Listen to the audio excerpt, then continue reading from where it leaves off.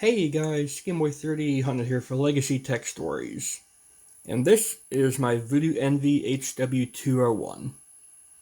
I have shown this computer off in the past on my Gameboy30 Hunter channel, but now it's time to give you an update on this channel.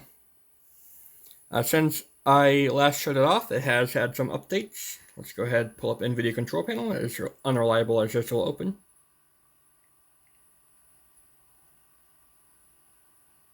If we go to Help and System, we'll be able to see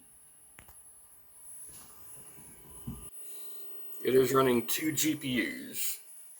Now, they are Quadro cards, that's all I could get my hands on, but 2 GPUs in the M59K chassis is legendary.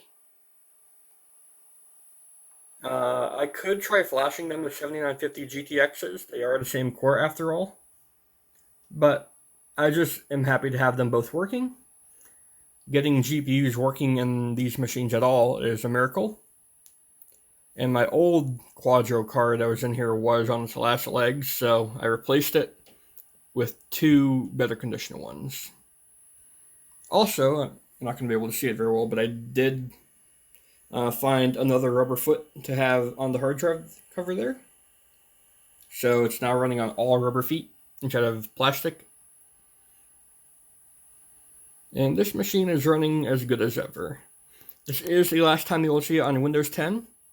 And if we go to Windows Update, it'll be super annoying because it can't update past Windows 10 version like 1903 or something. Every time it does, all it does is just blue screen and revert back to it. We're actually in 1909, but still that's very old. I do know somebody who has the proper install disk for an Alienware MALX, so I will put Windows XP on this, as it probably shipped with, and that'll be proper restoration complete. I'm going to have to go and find out what the dog's barking at, but I hope you have all enjoyed this little update video for the Voodoo Envy.